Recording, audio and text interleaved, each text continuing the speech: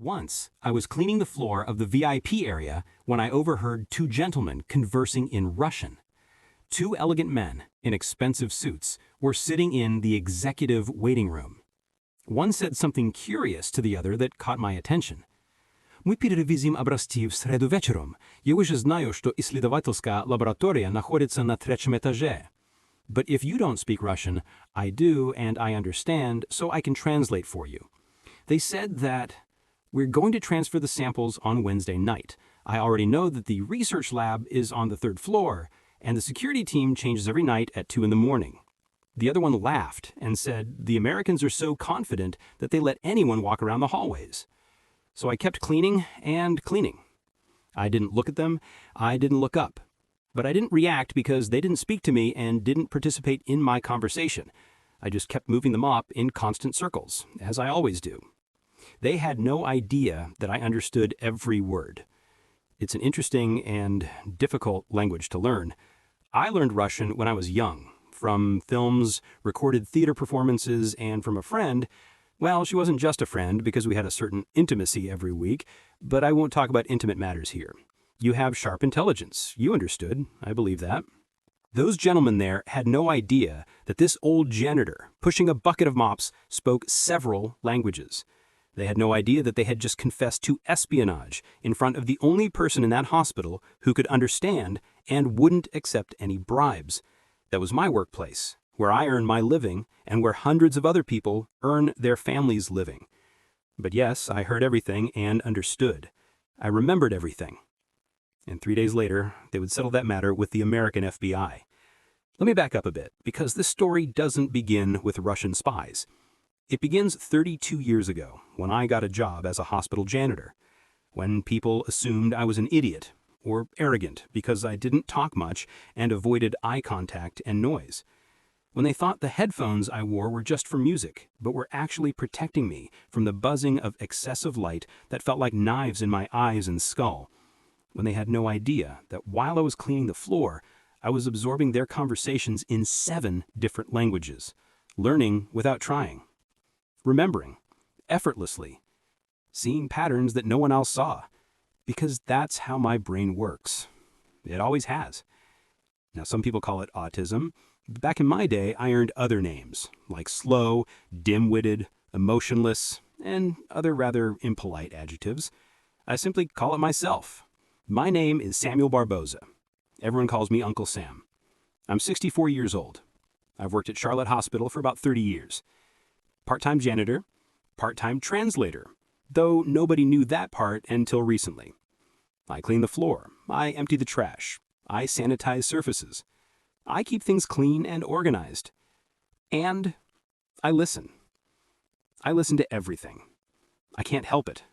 My brain doesn't filter sound the same way other people's do. It seems more sensitive. I can hear conversations 3 rooms away. I hear the electrical hum in the walls. I hear people chewing at lunchtime. It feels like I can even hear the heartbeats of bad people when the hallway is quiet enough. Sometimes it's suffocating. Sometimes I struggle to switch off. That's why I use headphones and take advantage of the time to read and study something when I have it, not to listen to music, just to drown out the noise, to make your noise more bearable. Languages came naturally to me, not through study, through absorption. Like my brain is a sponge that can't stop soaking up patterns. I grew up in a neighborhood in Charlotte where half the family spoke Portuguese, my mother's side, so I spoke Portuguese and English from birth. Then in high school, there was this group of kids from Mexico and El Salvador. I ate lunch near them every day, didn't talk to them, just listened. And after about 6 months, I understood everything they said, started dreaming in Spanish, started thinking in Spanish. My brain just figured it out. Mapped the patterns, connected the sounds to meanings, did it automatically. When I was 23, I took 5 months off and went backpacking. Saved up money from my first janitor job, bought a one-way ticket to Cairo, spent 5 months traveling through Egypt, Jordan, Morocco, Tunisia, stayed in hostels, ate street food, made friends with shopkeepers and taxi drivers, and I learned Arabic. Not formal, classical Arabic, street Arabic, the kind people actually speak. The rhythms and patterns and shortcuts. I didn't study, didn't take classes, just listened, absorbed. My brain did what it always does. Found the structure, mapped the system, made it make sense. During that trip, I met this guy named Ibrahim, shop owner in Amman, sold rugs and tea sets to tourists. We became friends. Well, as much of a friend as I can be. I bought tea from him every morning, sat in his shop, listened to him talk to customers. He taught me phrases, corrected my pronunciation, laughed when I translated things too literally. We kept in touch for years after. Letters first, then email, then WhatsApp. He passed away 2 years ago. But by then I was fluent in Arabic, could read it, write it, dream in it. When I got back to Charlotte, I moved into an apartment building in a neighborhood that was mostly Jewish families, Russian immigrants, Brighton Beach overflow, and I heard Russian everywhere. In the hallways, in the courtyard, at the corner store. And my brain started absorbing it, mapping it, same way it did with Portuguese and Spanish and Arabic. Took about a year before I understood conversations, 2 years before I could respond, 3 years before I dreamed in it. I never took a class, never opened a textbook, just listened, absorbed. Mandarin came from the hospital. We had a huge influx of Chinese medical tourists in the 90s, wealthy families coming for specialized treatments. They spoke Mandarin in the hallways, in the waiting rooms, on phones with family back home. And I cleaned those floors every day, heard those conversations every day. And my brain absorbed it. Slower than the others. Mandarin is harder, tonal. 4 tones that change meaning completely. But patterns are patterns, and my brain is very good at patterns. Took about 5 years before I was fluent, but I got there. French was last. Came from this group of doctors, Doctors Without Borders folks who rotated through our hospital. They spoke French to each other. Medical French, formal French. And I absorbed that too. Not as fluent as the others, but conversational, enough to understand, enough to translate. So by the time I'm 45 years old, I'm speaking 7 languages. English, Portuguese, Spanish, Arabic, Russian, Mandarin, French. And nobody knows. Because I don't talk much. Because I avoid social situations. Because I'm just a janitor. The weird, quiet guy who wears headphones and doesn't make eye contact. The guy people assume is simple. And I let them assume. Because explaining is exhausting. Because people don't believe me anyway. Because I don't need recognition. I just need to do my job. Clean floors, make things pure, listen to patterns. The hospital is perfect for me. Same routine every day, same route, same tasks. I start at 5 a.m. Clean executive offices on 5th floor first, then 4th floor patient rooms, then 3rd floor research labs, then 2nd floor cafeteria and waiting rooms, then 1st floor lobby and entrance. Same order every day for 32 years. People think that's boring. For me, it's peaceful, predictable, safe. I know where everything is, know what to expect, know how long each task takes. No surprises, no chaos, just routine. And while I clean, I listen. Can't help it. My brain picks up everything. Doctors discussing cases, nurses gossiping, patients crying, families arguing, administrative staff complaining. I hear it all, remember it all. Not because I'm trying, just because my brain works that way. Hyperfocus, they call it. One of those autism things. When my brain locks onto something, it records every detail, every word, every inflection, every pattern. Can't turn it off. Can't filter it. Just absorbs and stores. People ask me sometimes how I remember things. Conversations from years ago. Exact wording. Exact tone. I don't know how to explain it. It's like my brain is a recording device that never stops. Everything gets stored. Everything stays accessible. Not photographic memory exactly, more like auditory recording. I remember sounds, voices, languages, patterns. The way other people remember faces or places. I remember conversations. Most of the time, this ability is just background noise, just part of how I experience the world. But twice in my life, it's mattered, really mattered. First time was 8 years ago when I overheard financial fraud, CFO stealing millions. I reported it, saved the hospital, got recognition I didn't want. That story got told already, but this story is different because this time it wasn't just money. It was national security.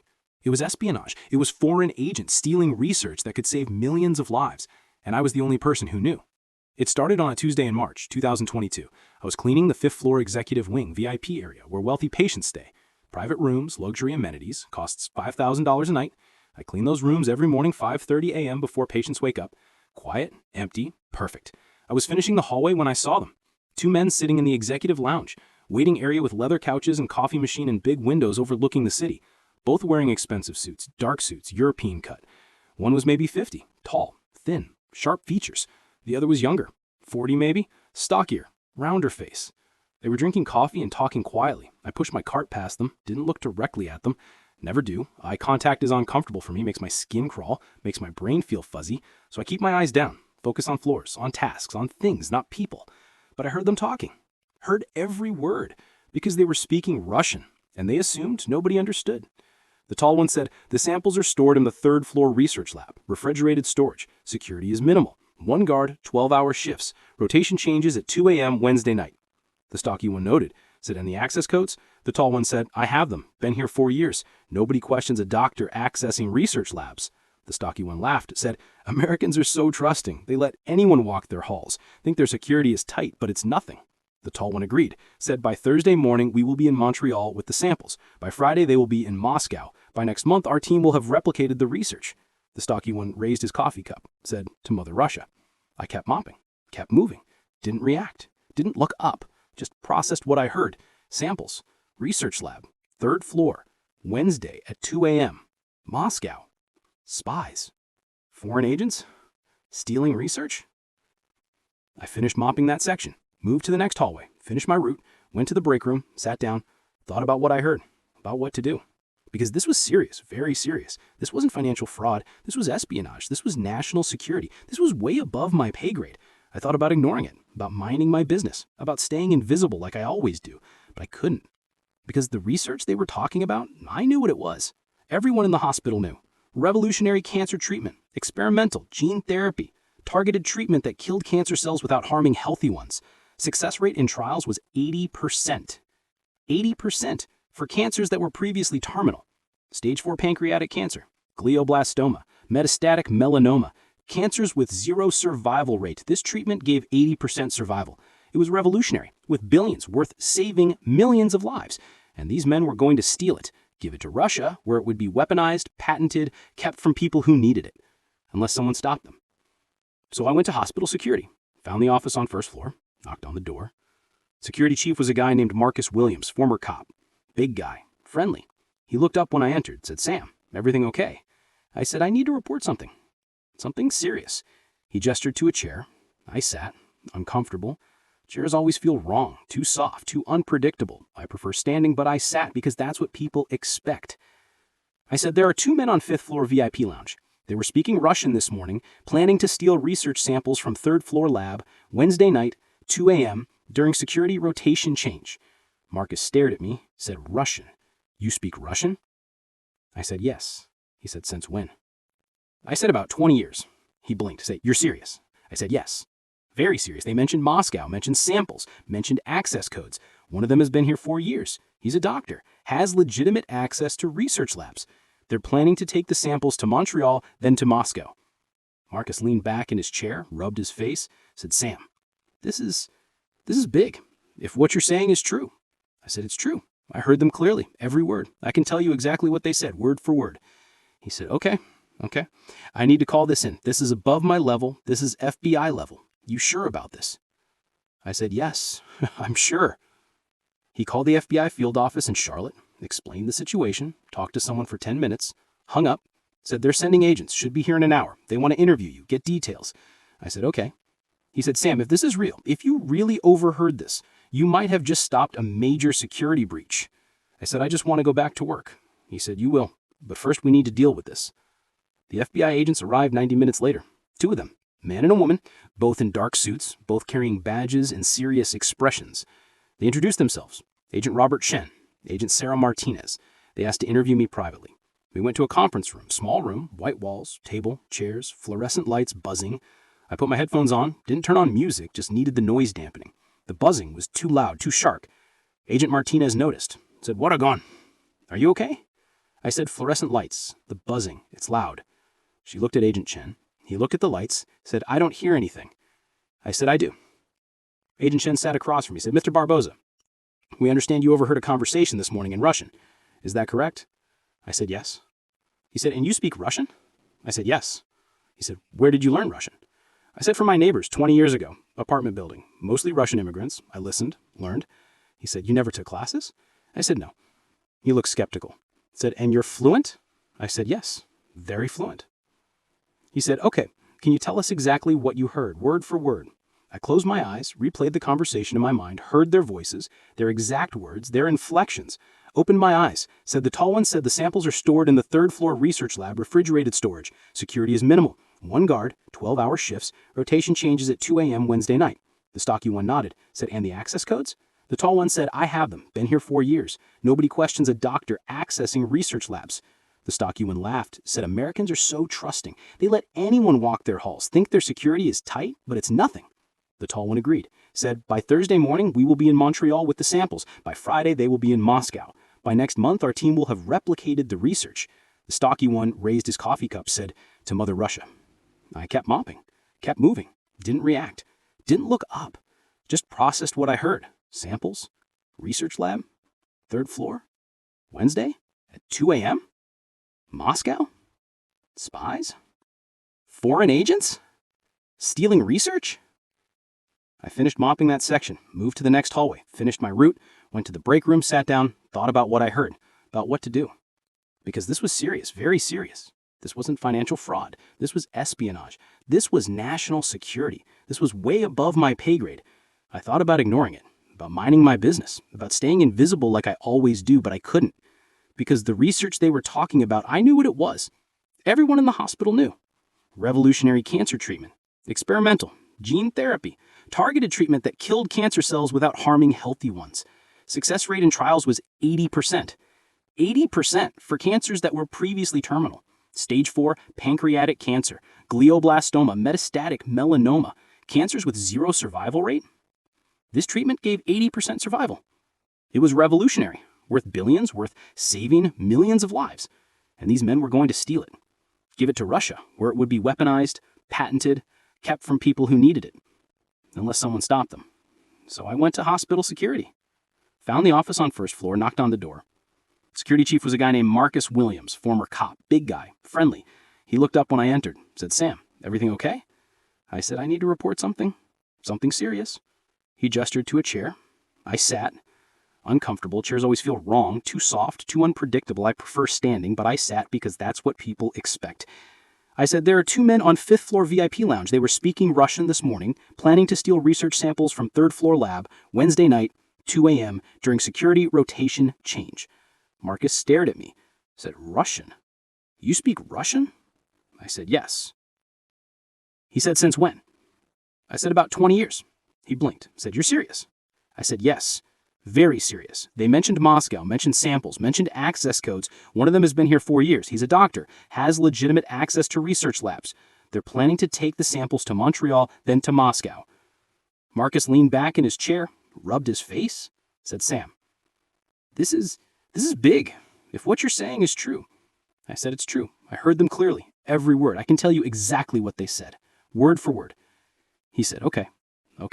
I need to call this in. This is above my level. This is FBI level. You sure about this?" I said, "Yes, I'm sure." He called the FBI field office in Charlotte, explained the situation, talked to someone for 10 minutes, hung up, said, "They're sending agents, should be here in an hour. They want to interview you, get details." I said, "Okay." He said, "Sam, if this is real, if you really overheard this, you might have just stopped a major security breach." I said, "I just want to go back to work." He said, "You will, but first we need to deal with this." The FBI agents arrived 90 minutes later. 2 of them, man and a woman, both in dark suits, both carrying badges and serious expressions. They introduced themselves. Agent Robert Chen, Agent Sarah Martinez. They asked to interview me privately. We went to a conference room. Small room, white walls, table, chairs, fluorescent lights buzzing. I put my headphones on, didn't turn on music, just needed the noise dampening. The buzzing was too loud, too sharp. Agent Martinez noticed, said, "Are you okay?" I said, "Fluorescent lights, the buzzing, it's loud." She looked at Agent Chen. He looked at the lights, said, "I don't hear anything." I said, "I do." Agent Chen sat across from me, said, "Mr. Barbosa, we understand you overheard a conversation this morning in Russian. Is that correct?" I said, "Yes." He said, "And you speak Russian?" I said, "Yes." He said, "Where did you learn Russian?" I said, "From my neighbors, 20 years ago, apartment building, mostly Russian immigrants." I listened, learned. He said, "You never took classes?" I said, "No." He looked skeptical, said, "And you're fluent?" I said, "Yes." He said, "Okay, can you tell us exactly what you heard, word for word?" I closed my eyes, replayed the conversation in my mind, heard their voices, their exact words, their inflections. Opened my eyes, said, "The tall one said the samples are stored in the third floor research lab, refrigerated storage, security is minimal, 1 guard, 12-hour shifts, rotation changes at 2 a.m. Wednesday night." The stocky one asked about access codes. The tall one said he has them, said he's been here 4 years, that nobody questions a doctor accessing research labs. The stocky one said Americans are so trusting. They let anyone walk their halls, think their security is tight, but it's nothing. The tall one said by Thursday morning they will be in Montreal with the samples, by Friday in Moscow.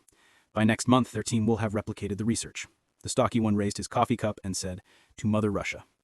Agent Martinez was typing everything I said. Agent Chen was watching me carefully. He said, "You remember all of that, word for word?" I said, "Yes." He said, "How?" I said, "I remember conversations. Always have. It's how my brain works." He said, "And you understood the Russian perfectly. No confusion about meaning." I said, "No confusion. It was clear. They were planning espionage, theft of research." He leaned back, said, This is detailed intelligence." He looked at Agent Martinez. She stopped typing, looked at him. He said, "We need to investigate this. If what he's saying is true, this is a major operation." Agent Martinez turned to me, said, "Sam, can I call you Sam?" I nodded. She said, "You mentioned one of them as a doctor, has been here 4 years. Do you know who?" I said, "No, I don't know doctors. I just clean."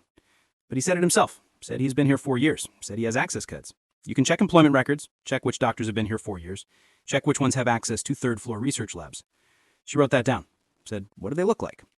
I described them. Tall, thin, sharp features, stocky, rounder face. Both in expensive suits, dark suits, European cut. She wrote that down too. Agent Shen said, "Anything else? Any other details?" I thought.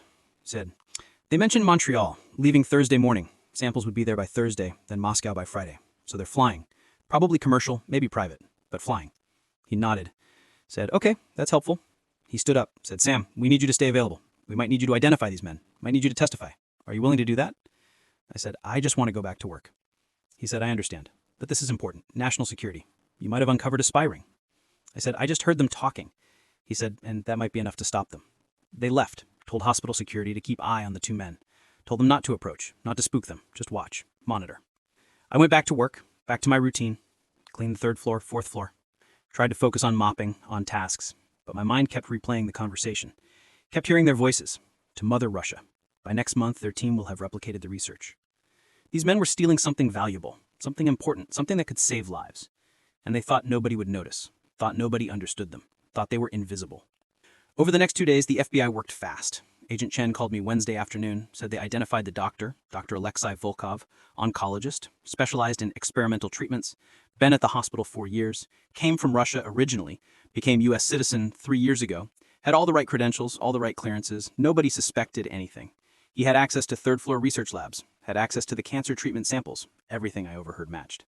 Agent Chen said they were setting up surveillance, planning to catch Dr. Volkov and his associate in the act Wednesday night, 2 a.m., when they planned to steal the samples. He asked if I would be willing to come to FBI office, help identify the men, make sure they had the right people. I said yes, not because I wanted to. Social situations exhaust me, government buildings overwhelm me, but because it was right, because these men needed to be stopped. Wednesday night, I went to FBI field office, downtown Charlotte, big building, concrete and glass, security checkpoints, metal detectors, IDs checked, everything loud and bright and overwhelming. I kept my headphones on, followed Agent Martinez through hallways to a room with monitors, surveillance room, dark, multiple screens showing different camera angles of the hospital, 3rd floor research lab, hallways, exits. I sat in a chair in the back, watched.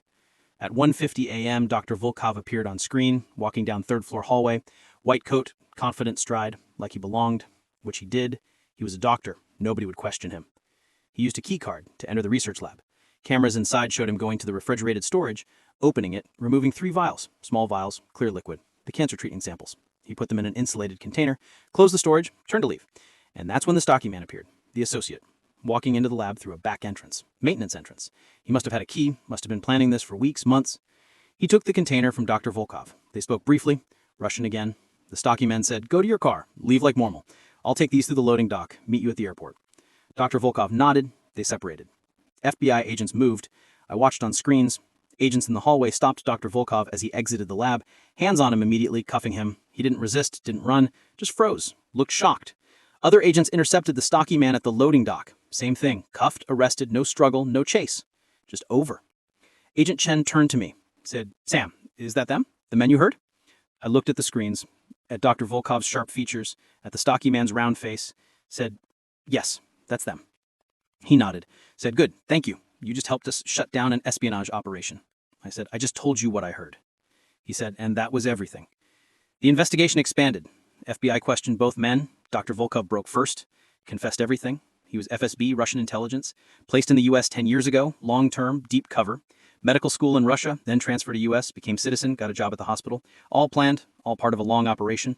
His mission was to monitor medical research, identify valuable developments, report back, and when the cancer treatment trials showed success, his handlers activated him. Told him to steal samples, steal research data, bring it back to Russia. The stocky man was Volkov's handler, FSB officer, entered U.S. on business visa, posed as medical equipment sales rep, was coordinating the extraction. The plan was to drive to Montreal, cross border with diplomatic cover, fly to Moscow from there. Samples would go to Russian research facility. They would reverse engineer the treatment, patent it, sell it, make billions, and deny Americans the cure. The FBI uncovered 2 more sleeper agents, one at a biotech company in Boston, another at a research university in California. All FSB, all stealing research. They arrested all 3, shut down the entire network, all because I overheard one conversation in Russian. The story went public 2 weeks later. Russian spy ring caught stealing cancer research. National news. My name wasn't mentioned initially, but hospital staff figured it out. Word spread fast. The janitor who caught spies. People started looking at me differently, and I hated it. Hospital administration wanted public ceremony, mayor, FBI director, press. I refused. They kept pushing. Finally, I told them the truth. Large crowds overwhelm me. Loud noises hurt. Physical contact makes my skin crawl. A ceremony like that would be torture. If they wanted to thank me, just let me work in peace. They understood. Small, private ceremony instead. Just CEO, security chief, Agent Chen. Quiet room. They gave me a plaque. Shook my hand. I went back to work. Week later, Agent Chen found me cleaning 4th floor. FBI wants to offer you a position. Contract translator. Work from home. Set your own hours. Good pay. Review intercepted communications in Russian, Arabic, Mandarin. Help us catch bad guys. What do you think? I thought about it. It fit my skills, but I said no. No? Why? I like my job. I like cleaning. I like routine. But this would be more important. You could help stop terrorism, stop espionage. Cleaning prevents disease, saves lives. Different way, but still saves lives. You wouldn't be using your language skills. I use them when I need to, like with the spies. But I don't need to make it my job. He was quiet, then said, "I don't understand, but I respect your choice." He left. I went back to mopping, back to routine, back to listening. Most of the time, it doesn't matter, but sometimes I hear something important, something nobody else understands. Then I act. Then I go back to cleaning, 1 floor at a time. Life went back to normal. Same routine, same route, same headphones. Still the quiet janitor who speaks 6 languages but barely talks. And that's exactly how I want it. Agent Chen's business card sits in my wallet. Call anytime, for anything. You have a gift. We value you. I haven't called, but I keep the card. You never know. People ask if I regret not taking the FBI job. Answer is no. Success isn't about title or money or recognition. Success is doing what you're good at, what you love, what makes sense. For me, that's cleaning. That's routine. That's listening. Sometimes that means catching spies. Sometimes it means nothing at all. but it's always meaningful to me. I think about Dr. Volkov sometimes. 10 years pretending to be someone he wasn't, living a double life, lying every day. How exhausting, how isolating. I never pretend, never lie, never hide. I'm a janitor who speaks 6 languages and likes routine. No secrets, just me. And that's why I caught him. He thought nobody was paying attention, but I always pay attention. Can't help it. 3 months later, I heard something else. 2 doctors speaking Mandarin, discussing a VIP patient, Chinese businessman. One said in Mandarin, he doesn't know the diagnosis is terminal. Family asked us not to tell him. I stopped mopping. That was wrong. Patient has right to know. I reported it to the ethics board. They investigated. Patient was informed, given honest diagnosis. 3 months to live. He used that time to say goodbye, put affairs in order, make peace. He died with dignity because I understood Mandarin, because I reported. Hospitals started asking me to help with translation, not officially, just when needed. 5 minutes here, 10 minutes there. Chinese patients, Russian patients, Arabic families. And I helped, because I could, because it was right. But I always went back to cleaning. That's my job. That's my purpose. Translation is side thing. Cleaning is the main thing. One day, the CEO called me to his office. Sam, you've worked here 32 years, saved this hospital twice, helped countless patients, never complained, never asked for anything. What can we do for you? What do you need? I thought about it. Can you replace the fluorescent lights with LEDs? They don't buzz. They're easier on my senses. He blinked. That's it? That's all you want? Yes. Done. Within a month, every fluorescent bulb was replaced. My headaches decreased. Work became easier. All I had to do was ask. That taught me something. Accommodations aren't special treatment. They're necessary adjustments. And when I got what I needed, I worked better. Everyone benefited. After that, I was more open. When people ask why I wore headphones, I said, sensory sensitivity. Why avoided eye contact? Autism. How I learned languages? Pattern recognition. Most people understood. Some said, you don't look autistic. But most just accepted it. The hospital started accommodations for other neurodivergent employees. Quiet rooms, flexible schedules, written instructions, sensory-friendly spaces. Because I proved we have value. We just need environments that work for our brains. Those Russian spies underestimated everyone, underestimated security, underestimated surveillance, underestimated the janitor mopping nearby. They assumed invisible meant unaware, quiet meant stupid, janitor meant uneducated. Wrong. I'm self-educated. 7 languages without a classroom. Patterns and systems learned by observation. That's a different kind of intelligence, but just as valid. Maybe more valuable because it's practical, real world.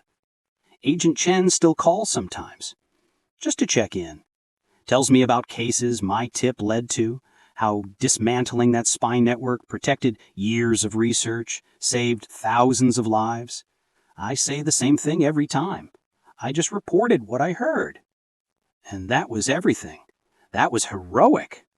I'm just a janitor with good hearing. He laughs. You're more than that, Sam. Maybe, but I'm happy being a janitor. I know, and I respect that. The hospital still sends me awards, letters from the FBI director, senators, patients whose lives were saved. I keep them in a drawer. Read them when I doubt myself, when I wonder if I matter. They remind me I do. But I don't frame them, don't display them. That's not why I did it. I caught spies because it was right, because they needed to be stopped. Same reason I clean floors, because it's right, because I can. People say I wasted my potential. Could have been a translator, linguist, FBI agent, important career. But I have an important career. I'm a janitor. I clean hospitals. I prevent disease. I save lives. Different way than doctors, but still saving lives. With routine and peace and purpose. That's not wasted potential. That's fulfilled potential. Just not in the way society expects. My nephew visited last year. 23. Computer science degree. He looked around my small apartment. Everything organized. Everything in its place. Uncle Sam, why do you still live like this? You saved the hospital twice. They must pay you well now. They pay me same as always. Fair wage. I don't need more. But you could have taken that FBI job. 6 figures. Big house. Nice car. Why choose this? I looked around. Because this makes sense to me. This is comfortable. Big house would overwhelm me. Fancy car would stress me. This life is what I need. This is what makes me happy. He didn't fully understand, but he tried. I guess everyone defines success differently. Exactly. For you, success might be career advancement, money, promotions, impressive titles. But what if the ladder goes the wrong direction for your brain? What if climbing causes misery? Then is that really success? For me, success is waking at 4:30 every day. Same breakfast, same route, same tasks, same pattern. Year after year. Same pattern, year after year. That predictability is peace. That's happiness. The spy incident changed how people see me. Security guards nod, doctors say good morning, administrators know my name. Part of me misses invisibility, but part of me appreciates being seen as someone who matters. 6 months after the arrests, Agent Martinez visited, brought coffee. Sam, I wanted to tell you personally, Dr. Volkov was sentenced yesterday. 15 years. His handler got 20.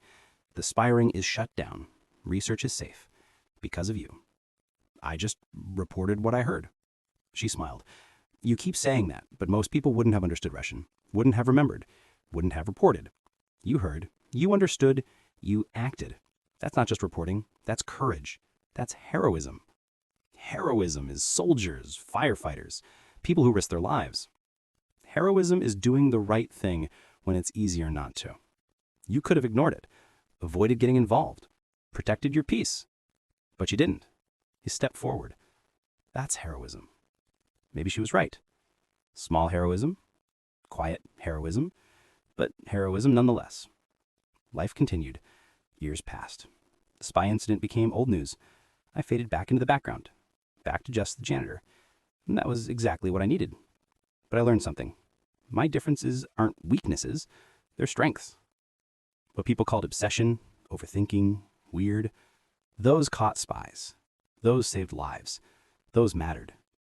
I learned invisible doesn't mean powerless. I spent 30 years being overlooked, dismissed. But I was never powerless. I was observing, learning, building knowledge. And when the moment came, I was ready.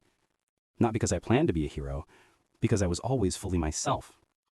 I learned work has dignity regardless of title. I'm a janitor, not a doctor, not FBI, not an executive, just a janitor. But my work matters. Cleaning prevents infection, saves lives. And my listening while I work, that saved lives too. That's dignity. That's purpose. I think about young autistic people sometimes. Kids growing up in a world that tells them they're broken, that they need to be fixed, need to be normal. I wish I could tell them, you don't need to be like everyone else. You need to be more yourself. Your differences are gifts. The world needs your perspective, needs you exactly as you are. Find work that fits your brain, not work that sounds impressive. Work that makes sense, that uses your strengths, that brings peace. Routine isn't bad. Sameness isn't boring. Predictability isn't limiting. Those are tools. Tools that create stability. And within that foundation, you can do extraordinary things. You will be underestimated. Let them. Because when the moment comes, you'll be ready. And you'll surprise them.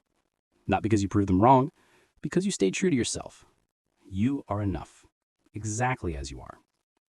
I never became a spokesman, never gave speeches, but I live openly now. Wear my headphones without shame, explain my needs without apology.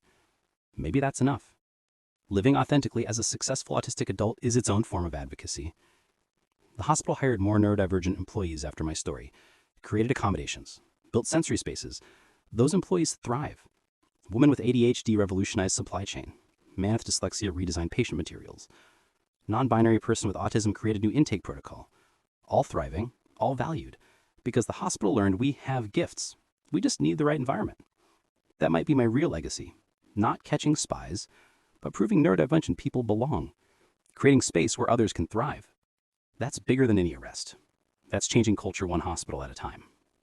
I'm 68 now. Been here 32 years. Might stay 32 more, or retire next year. Haven't decided. Taking it day by day. As long as I can do the work, as long as it brings peace, I'll keep going. Until then, I'm here. 5 a.m. to noon, 5 days a week, same route, same headphones. Cleaning floors, listening, noticing, helping when needed, being exactly who I am. And that's enough. Always been enough. Always will be. The world moves fast. Technology changes. Politics change. But my routine stays the same. My purpose stays the same. Make things clean. Make things safe. Notice what others miss. Help when able. Be myself. That's my mission. Has been for 68 years. Will be until my last day. And I'm proud of that. It took me a long time to feel that pride. But I got there. Finally got there. If I can leave one message, it's this. Your worth is not determined by how well you fit in. Your success is not defined by society standards. Your worth is inherent. Your value is unique. Be yourself. Use your gifts. Honor your needs. Follow your purpose. Trust that when your moment comes, you'll be ready, because you never stop being you. My name is Samuel Barbosa, Uncle Sam. I'm 68. I'm a janitor. I speak 6 languages. I caught Russian spies. I help patients communicate. I clean floors. I live by routine. I'm different. And I'm exactly who I'm supposed to be. And I'm proud of that. Finally, after 68 years, I'm proud.